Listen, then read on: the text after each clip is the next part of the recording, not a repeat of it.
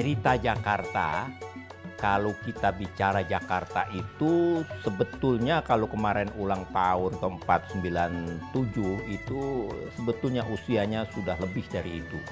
Kota ini ditempati oleh manusia sudah sejak abad kedua. Dan ceritanya Jakarta ini akan tidak lagi menjadi ibu kota. Ketika dia sudah tidak menjadi ibu kota, kesempatan emas bagi para pemimpin dan masyarakat yang mendiami kota Jakarta ini untuk menata ulang Jakarta menjadi kota yang betul-betul memiliki identitas yang jelas, karakter yang jelas, dan akan memberikan andil yang besar bagi terbentuknya sebuah kota yang global, katanya akan menciptakan sejuta pesona.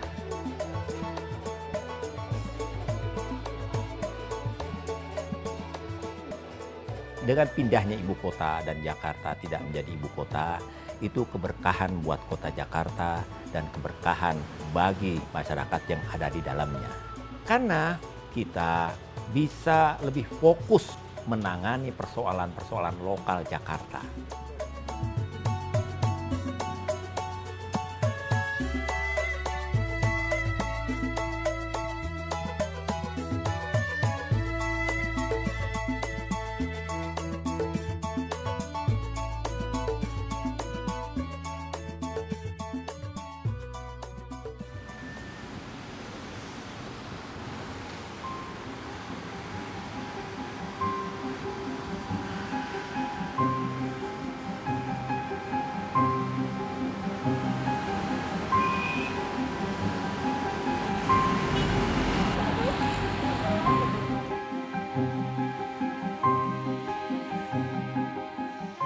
Status ibu kota negara tak akan lagi disandang Jakarta.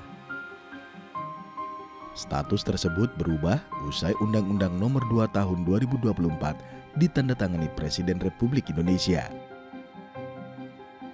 Pemindahan status ibu kota dari Jakarta ke ibu kota Nusantara di Kalimantan Timur mengubah orientasi Jakarta menjadi kota global. Jakarta sebagai kota yang hendak mengafirmasi status global tidak hanya menghadapi berbagai tantangan, namun juga peluang dalam perjalanan menuju transformasi.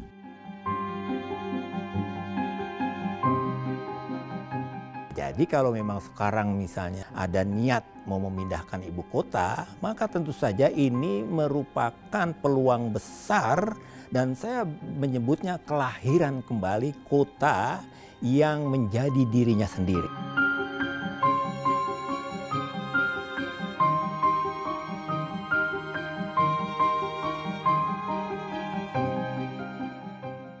Jadi kota ini siapapun pemimpinnya akan punya fokus merawat dirinya.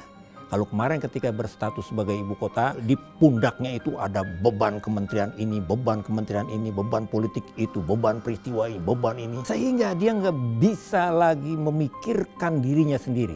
Dia disibuki oleh urusan-urusan yang dari luar. Jadi luka-luka dia tuh dia bisa obati. Hawa nafsu ibu kota itu dia perbaiki. Hingga ada recovery, dan recovery ini yang kemudian saya menyebutnya sebagai kelahiran kembali kota Jakarta untuk berkhitah dan berkhidmat kepada urusan-urusan kelokalan. Tinggal nanti problem-problem internal inilah yang akan diberesin oleh pemerintah. Tentu saja kan sisa-sisa masa lalu itu dan dinamika orang-orang yang tinggal di sini itu kan urusan-urusan internal yang harus segera dirapihkan dan dibereskan oleh siapapun nanti yang menjadi pemimpin dan penguasa di sini. Jadi harapan besar Jakarta dengan tidak lagi menjadi ibu kota negara akan fokus kepada dirinya sendiri, dan karena fokus itulah kemudian saya bisa berharap bahwa gairah kemunculan kembali unsur-unsur kebudayaan yang selama ini nggak kelihatan, maka dia akan muncul kembali.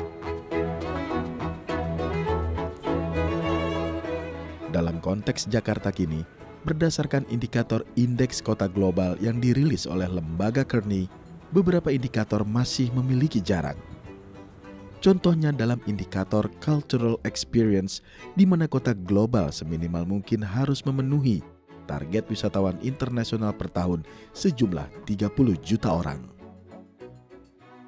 Selain itu, pembenahan infrastruktur kota Jakarta diharapkan menjadi konektivitas yang mendukung berbagai kegiatan kebudayaan. Sebab Jakarta ditargetkan menjadi kota melting pot atau tempat pembauran ragam etnis dan budaya.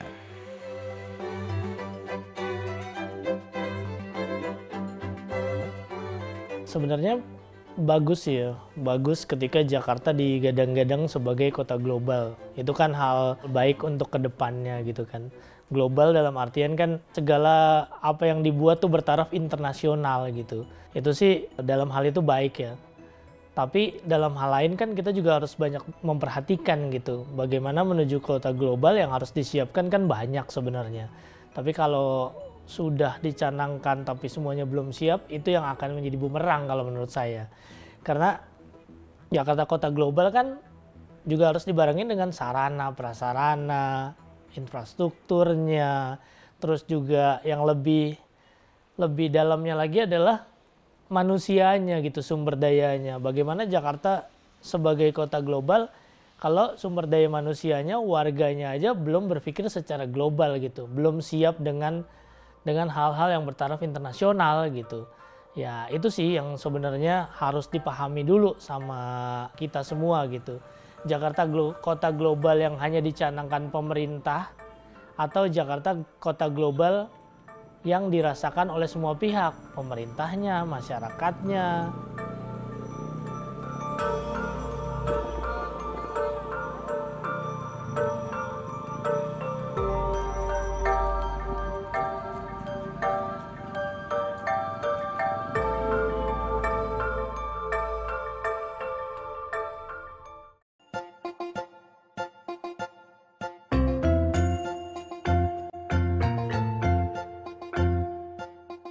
Sebagai kota yang akan memunculkan identitas dalam kancah global, Jakarta sebenarnya memiliki kekayaan ragam tradisi budaya. Hanya saja, pemandangan itu kian sulit dijumpai di pusat-pusat kota Jakarta.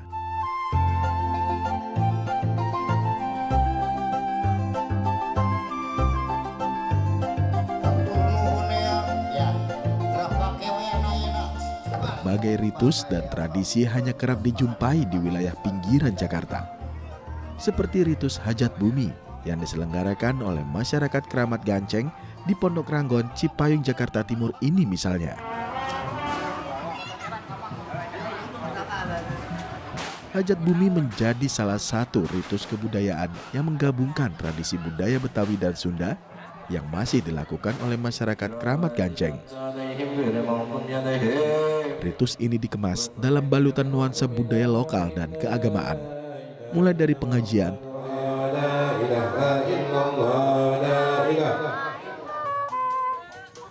kesenian ondel-ondel, wayang, tanjidor, dan karnaval yang tumpah ruah di sepanjang jalan raya Pondok Ranggon.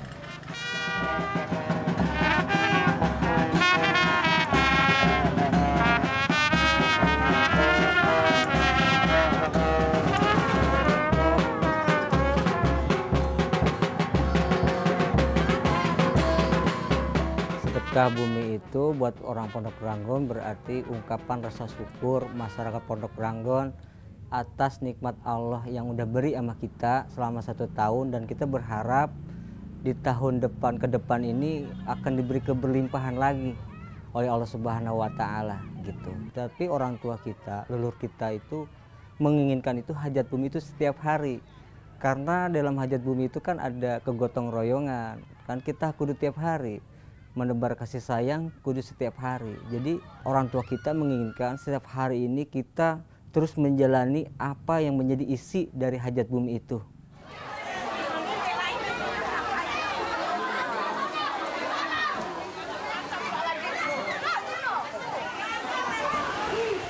Kadang kita lupa dengan bumi yang kita pijak dan langit yang kita junjung.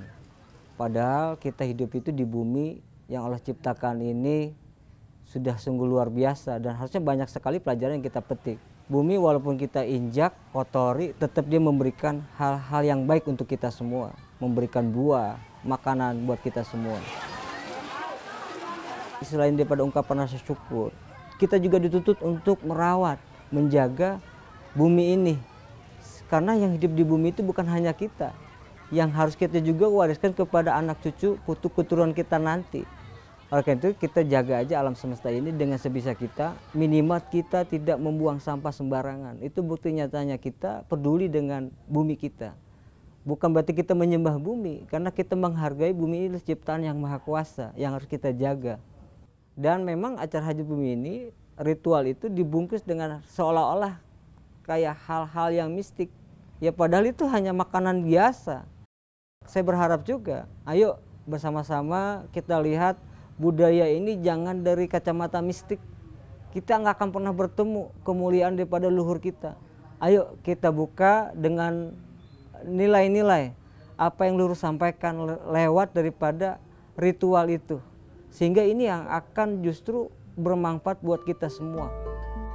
Kerajaan ini bernama Sautul Kubro. Dan si Raja Kembar ini bernama Bazmi. Sementara itu, beberapa kesenian lokal seperti seni lisan Betawi mulai terancam eksistensinya. Anehnya kenapa? Perubahan zaman membuat kesenian ini tergerus karena tidak ada regenerasi serta minim peminat. Siapa nih orang yang ditemui sebentar ini? Jika tak dilakukan upaya pelestarian, tak bisa dipungkiri jika Jakarta sudah berada dalam ekosistem kota global. Kesenian seperti seni lisan Betawi akan berakhir menjadi sejarah atau hanya sebagai hikayat yang diceritakan di masa depan. Kita tetap mempunyai was-was dan kekhawatiran terhadap pelanjut atau generasi muda yang melanjutkan cerita ini. Oleh karena itu, pemerintah buru-buru pasang kuda-kuda lah supaya ini nggak benar-benar masuk ke dalam kuburan. Apa? Nehi, masa saya nak ngikutin abang ke kuburan? Hidup ini bang, masih terlalu indah. Dan buat saya. pemerintah memang juga nggak kurang-kurang mengeluarkan undang-undang. Di pemerintah provinsi itu mengeluarkan Peraturan Daerah Nomor 4 Tahun 2015 tentang pelestarian kebudayaan Betawi. Jadi kalau dia tahu kondisi Sohibul Hikayat seperti ini, sudah di jurang betul nih, maestronya sudah mati, senimannya hanya itu-itu saja, maka itu buru-buru tuh ditangani oleh mereka. Di baringan. Jadi si malaikat maut ini, Bapak Idroil ini, Pemerintah pusat juga mengeluarkan namanya undang-undang juga, Undang-Undang Nomor 5 Tahun 2017 tentang pemajuan kebudayaan. Nah, dalam tradisi lisan itu termasuk yang tadi saya ungkapkan, misalnya salah satunya jenisnya adalah Sohibul Hikayat.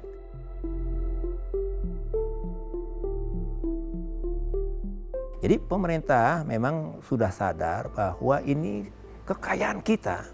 Kalau kita lengah, dia akan hilang atau akan diklaim oleh pihak-pihak tertentu. Oleh karena itu, setiap tahun itu pemerintah melakukan pemberian sertifikat WBTB namanya.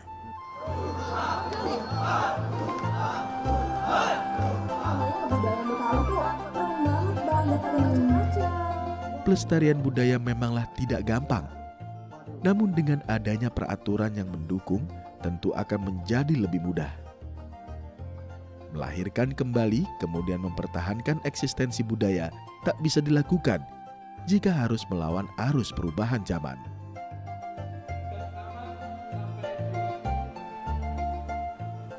Sebaliknya, mengakui dan mengikuti perubahan dengan bijak merupakan langkah terbaik. Kebudayaan itu dinamis. Asimilasi dengan zaman akan membuat budaya kembali mudah diterima oleh masyarakat.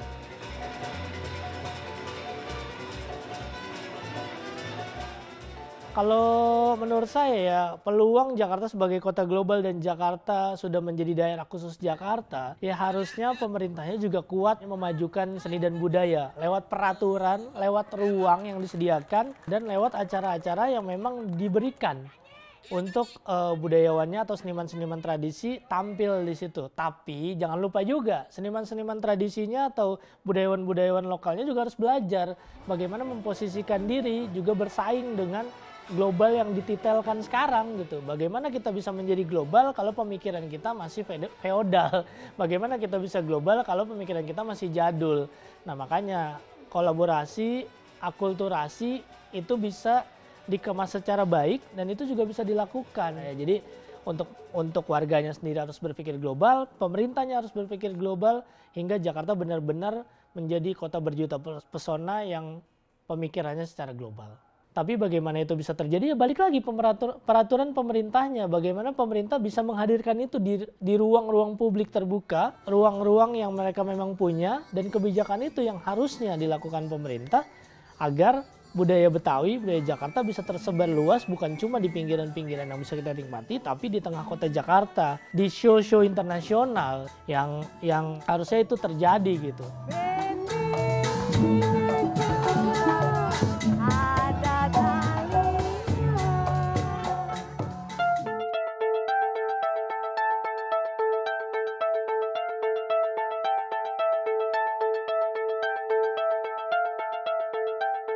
Jakarta yang heterogen kerap diterpa berbagai tantangan.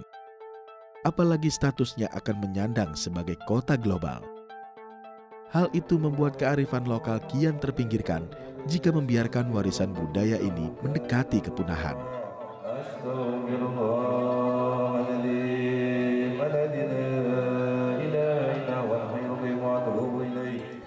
Memang ini menjadi PR kita bersama. Ya, menurut saya pribadi, itu bisa jadi sekarang ini budaya menjadi hal yang murah, bukan menjadi sesuatu yang istimewa. Padahal orang luar negeri sendiri itu menganggap budaya itu sesuatu hal yang langka dan mewah buat mereka. Nah, masalahnya sekarang kita ini bisa jadi banyak yang diantar kita ke barat-baratan dan kita lupa tentang jati diri kita. Padahal jati diri kita ini jati diri yang sungguh luar biasa. Nah, setiap daerah itu punya keunikan dan harusnya itu ciri-ciri itu nggak boleh hilang. Nah, ini kembali lagi kepada tokoh-tokoh kita, bagaimana caranya ini ngebangun kesadaran itu supaya peduli lagi terhadap budaya.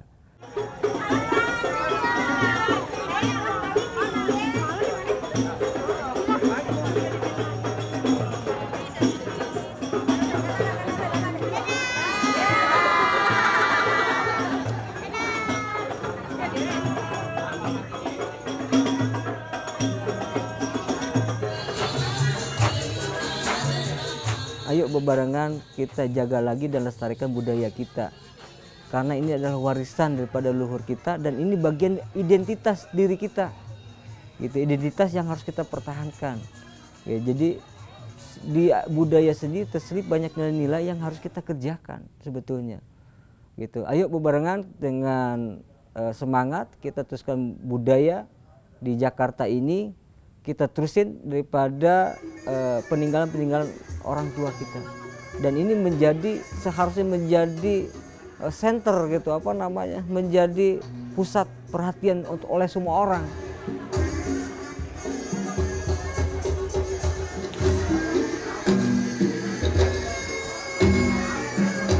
Kita harus bangga, jangan sampai kita nggak bangga punya budaya. Sedih banget rasanya ketika kita nggak bangga kita punya budaya.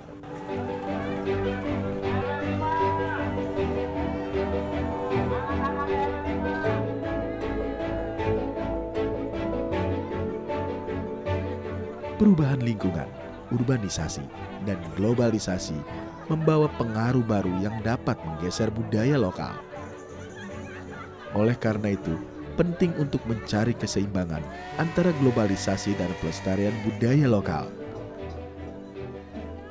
Salah satu caranya dengan memanfaatkan kekuatan budaya sebagai alat untuk memperkuat identitas lokal.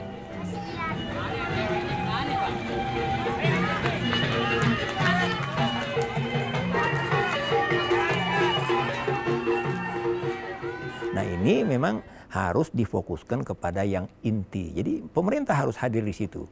Kita nggak bisa, masyarakat Betawi selama ini saya melihat ya, dia sudah berikhtiar, kalau orang Betawi bilang tuh sungsang sumbel ya, kaki buat kepala, kepala buat kaki menurut istilah mereka, sudah sungsang sumbel, itu memang belum kelar. Urusan internal mereka sendiri pun belum kelar. Itu karena memang proses sejarah masyarakat Betawi itu kan cukup lama. Kalau kata hikayat saudara-saudara, kalau babe-babe kita, pendahulu-pendahulu kita itu sungsang sumbel, cari setiar ke sono kemari, kepala menjadi kaki, kaki menjadi kepala, setiar supaya kita sukses di hidup kita, dan kita sudah menjadi kaya raya, sudah menjadi tajir, sudah menjadi konglomerat, maka biasanya memang anak kita itu yang suka ngabisin.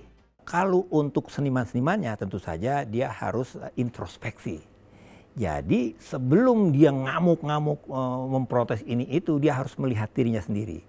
Oh ternyata kemampuan saya baru sampai sini. Oh ternyata saya dibandingkan dengan yang lain-lain itu masih sampai tahap ini. Oleh karena itu untuk mencapai status sejuta pesona dengan label global itu, yang pertama-tama internalnya itu yang harus bebenah. Kalau dia sudah bebenah dan sadar bahwa dalam 5 tahun ke depan akan menjadi gini, atau nanti generasi emas itu akan seperti ini. 6,2 FM Benz Radio, Abang di Betawi punya gaya. Masih di rangkaian open house-nya Benz Radio di hari pertama. Dan hari ini Pak Puspa kagak akan dirian seperti janji kayak tadi. Dan udah lagi lucu-lucunya itu, Ben.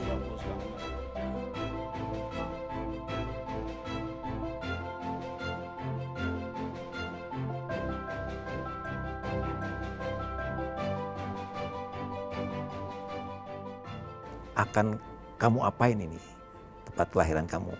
Setelah kamu mempunyai itu, maka kamu akan merancang setahun, 2 tahun, 3 tahun akan datang, dan kota ini akan menjadi warna tersendiri, akan menjadi unikum tersendiri. Kemudian kamu terjemahkan apa yang kamu mau di kemudian hari.